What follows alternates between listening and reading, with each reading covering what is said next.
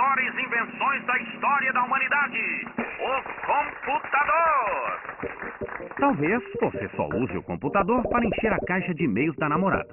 Ou passe horas diante da tela tentando pular para a fase 778 do seu jogo preferido. Não vou negar que isso pode ser bem divertido. Mas o computador não é um console de jogo, nem um correio sofisticado de última geração. Muito menos uma caixa de som interativa. O computador é uma máquina criada para executar tarefas variadas com precisão e agilidade. Com ele, a gente pode escrever textos, fazer pesquisas, projetar um prédio, editar filmes, retocar fotos, conversar com os amigos, calcular, organizar informações, controlar todo o processo de fabricação de uma indústria. Só para citar algumas coisinhas. Mas como uma máquina como esta pode fazer tantas coisas? O que acontece aqui quando a gente pressiona uma tecla ou um mouse? A resposta está aqui dentro, em algum lugar. Achei!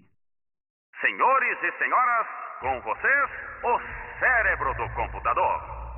Ou seria o coração? Bem, o fato é que o microprocessador realiza praticamente todas as funções necessárias para o computador funcionar. Mas como uma peça tão pequena pode fazer tanta coisa? O microprocessador é formado por milhares de pecinhas como esta, os transistores. Dá até para fazer uma comparação com o nosso cérebro. O ser humano está o tempo todo usando os neurônios para guardar ou para processar uma informação. Pode ser uma coisa simples, como o número de telefone de casa, ou um pouco mais complicada, como escrever uma redação sobre o impacto da globalização na sociedade e a construção da pós-modernidade. Ufa, haja neurônio. O fato é que toda a informação circula no nosso cérebro por essa rede de neurônios. O computador não tem neurônios, claro, mas tem transistores, milhares deles reunidos em circuitos. É verdade que os transistores não são células, mas sim peças eletrônicas criadas pelo homem graças aos seus neurônios, diga-se de passagem. E assim, como um só neurônio não serve para muita coisa, um transistor sozinho também não ajuda muito. Para falar a verdade, os caras que inventaram o transistor nem sabiam muito bem o que fazer com ele. Mas ao criar uma rede de transistores, o homem resolveu um grande desafio. Como processar informações com agilidade e segurança sem precisar de muito espaço. E assim como a gente usa a rede de neurônios para entender a quântica e a globalização, o computador usa os transistores para abrir um programa, mudar a fonte do texto, salvar uma foto ou simplesmente dar um ponto final.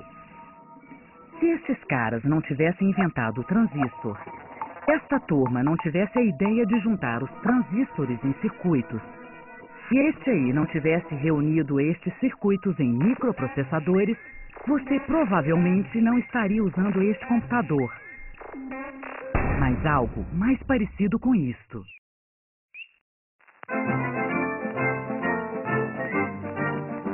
Este computador foi criado antes da invenção do transistor. O Colossus, como ficou conhecido, era enorme e funcionava à base de 1.500 válvulas. Acredite ou não, este trambolho ajudou a vencer os nazistas durante a Segunda Guerra Mundial. Ele foi usado para decifrar as mensagens trocadas pelos inimigos em forma de códigos. Alguns anos depois, o exército americano lançou o primeiro computador digital eletrônico em grande escala. O ENIAC, como ficou conhecido, parecia mais uma central telefônica. Ele era enorme, do tamanho de uma casa de 4 quartos e 2 andares. Naquela época, o ENIAC foi considerado uma evolução e tanto. Mas apesar de todo o tamanho, ele não conseguia fazer mais do que uma simples calculadora de bolso atual. Os operadores tinham que programar o computador manualmente. Ele precisava de muita energia para funcionar. E as 17.000 válvulas queimavam a toda hora. Se você já teve o desejo quase incontrolável de jogar um computador pela janela, pode imaginar o que sentiram estes pobres operadores naquela época.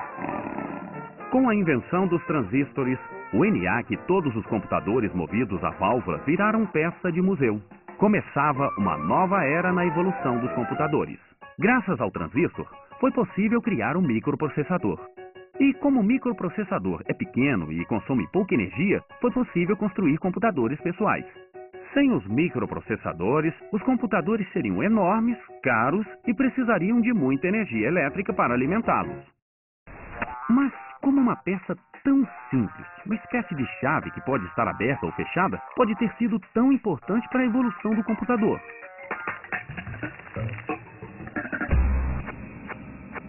É aí que entra a matemática, a linguagem que os discípulos de Pitágoras chamavam de linguagem de Deus.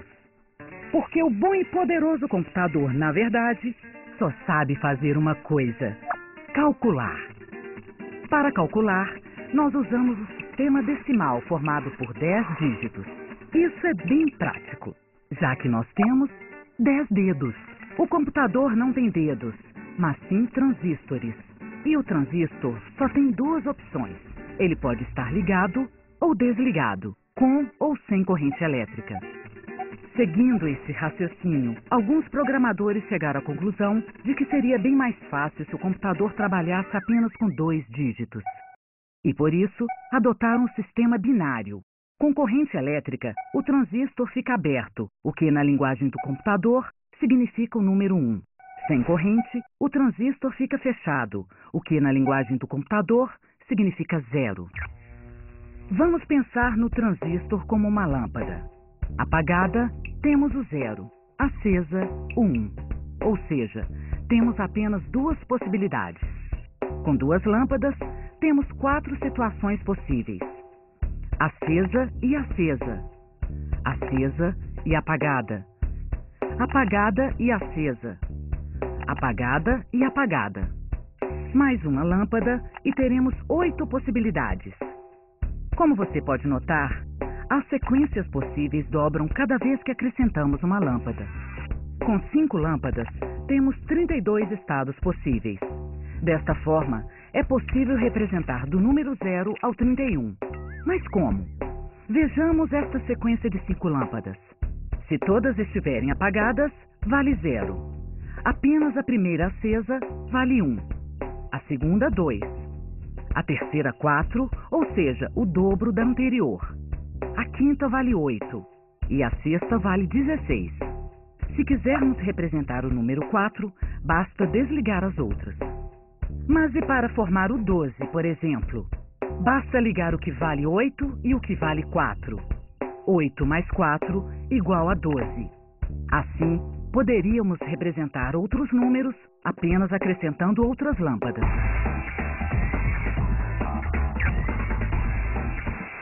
O sistema binário não é nenhuma novidade.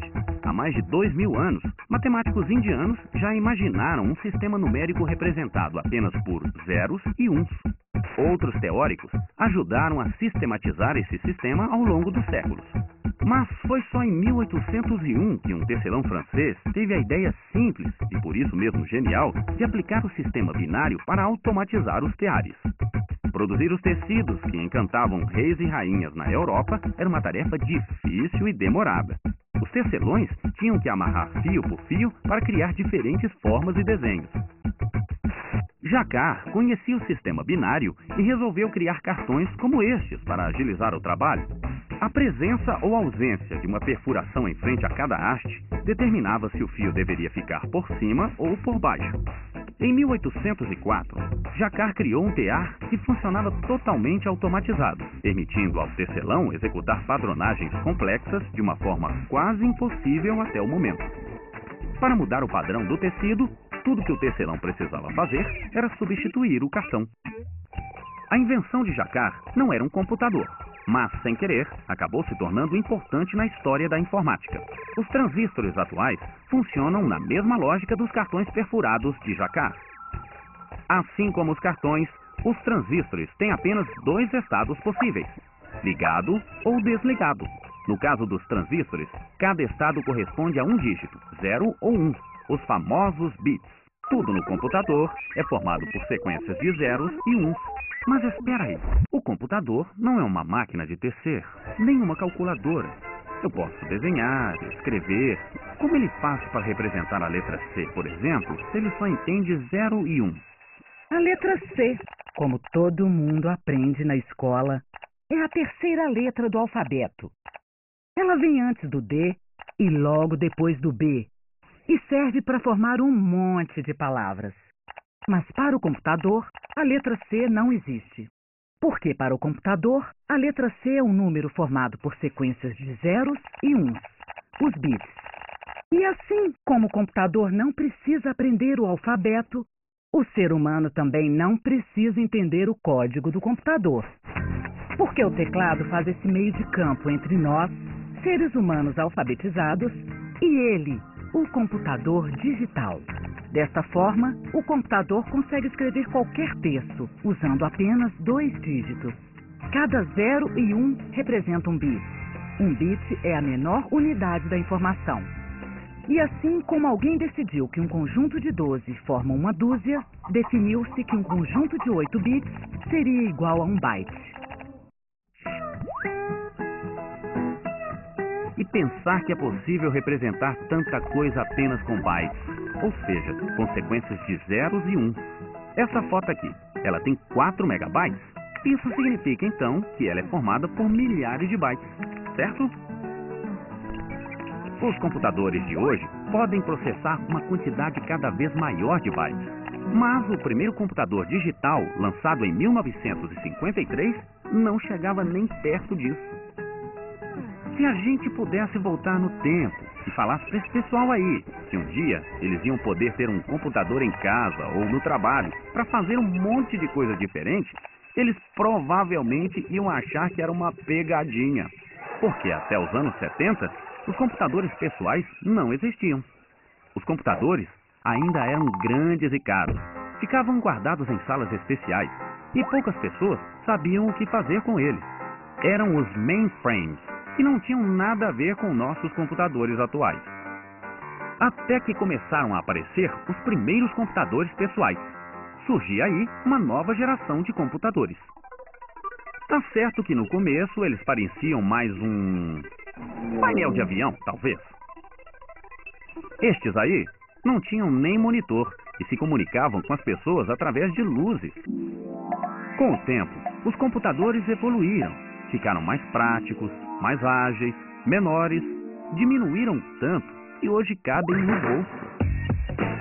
Mas essa história ainda não acabou. Está em plena evolução e a próxima geração, bem, isso a gente vai ter que esperar para ver.